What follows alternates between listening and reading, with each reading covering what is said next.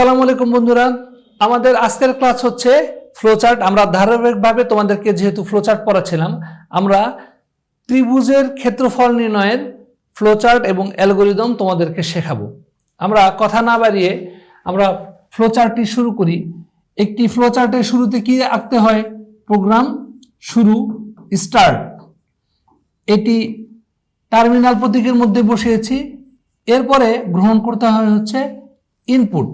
আমরা ইনপুট হিসেবে ত্রিভুজের ক্ষেত্রফল নির্ণয়ের জন্য ব্যবহার করব হচ্ছে ত্রিভুজের বেস, ভূমি এবং ত্রিভুজের হাইট। বেসকে আমরা বি দ্বারা সূচিত করব এবং হাইটকে এইচ দ্বারা সূচিত করব। তাহলে ইনপুট হিসেবে গ্রহণ করব হচ্ছে ভূমি এবং উচ্চতা, হাইট। এরপর আমরা প্রসেসিং সূত্র প্রয়োগ করব। বন্ধুরা, তোমরা জানো ত্রিভুজের ক্ষেত্রফল নির্ণয়ের সূত্র হচ্ছে হাফ ইন্টু ভূমি গুণন উচ্চতা। এগুলো কিন্তু ম্যাথমেটিক্যাল টার্মের সূত্র। আমরা ফ্লোচার্ট পড়ার জন্য সূত্রগুলো মুখস্থ আকারে করে নিব, আমরা সহজে প্রয়োগ করলে পারবো। তাহলে এরিয়া, ক্ষেত্রফলের ইংরেজি area is equal to half into, আমরা গুণ চিহ্ন সি প্রোগ্রামিং এ যেহেতু স্টার চিহ্ন দিয়ে ব্যবহার করি, ফ্লোচার্টও স্টার চিহ্ন ব্যবহার করব।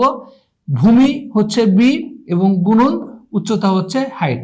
বন্ধুরা, এই সূত্রটি প্রয়োগ করলে আমরা পাবো হচ্ছে আমাদের আউটপুট। আমরা আউটপুট হিসেবে প্রতীক ব্যবহার করব হচ্ছে ইনপুটের মতোই সামান্তরিক। আমরা ছাপাবো কি? ছাপাও প্রিন্ট এরিয়া। কোনো জটিলতা নাই, কিন্তু পড়াগুলোর মধ্যে ইনপুট গ্রহণ করেছি, সূত্র প্রয়োগ করেছি, আউটপুট পেয়েছি। এরপরে আউটপুট পেলে আর কিছু কি থাকে? আর কিছু থাকে না, আমাদের প্রোগ্রামটি শেষ হয়ে যায়। এই হচ্ছে আমাদের ফ্লোচার্ট। যতগুলো স্টেপে আমরা ফ্লোচার্ট করেছি, ভেরি সিম্পল প্রসেসে এই কয়েকটা স্টেপে আমরা অ্যালগরিদম করব।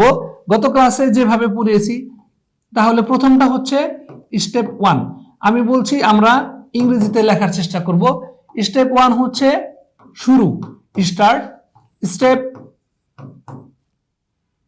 2 ইনপুট গ্রহণ। ইনপুট কি কি আমরা নিয়েছি বন্ধুরা? ইনপুট হিসেবে আমরা নিয়েছি একটি ভূমি এবং একটি হাইট। এরপরে ইনপুট নেওয়ার পরে আমরা প্রসেসিং এর সূত্র প্রয়োগ করব। স্টেপ 3 তে আমরা প্রসেসিং এর জন্য কি সূত্র প্রয়োগ করব? Area is equal to half গুণন ভূমি গুণন উচ্চতা। গুণন চিহ্ন আমরা সি প্রোগ্রামিং এ স্টার চিহ্ন দিয়ে ব্যবহার করব, এই জন্য ফ্লোচার্টে স্টার চিহ্ন ব্যবহার করতেছি। প্রসেসিং সূত্র প্রয়োগ করলে আমরা স্টেপ 4 এ কি পাবো?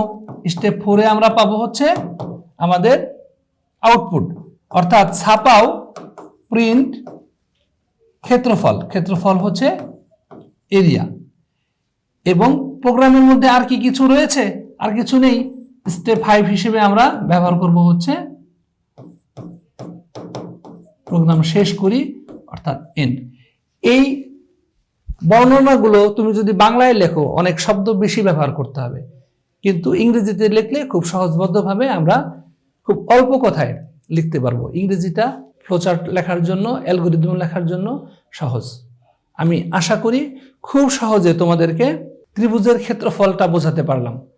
আমরা ধারাবাহিকভাবে এভাবে তোমাদেরকে একটির পর একটি ফ্লোচার্ট শেখাতে থাকবো। প্র্যাকটিস করলে খুব সহজবদ্ধভাবে পারবে ইনশাল্লাহ।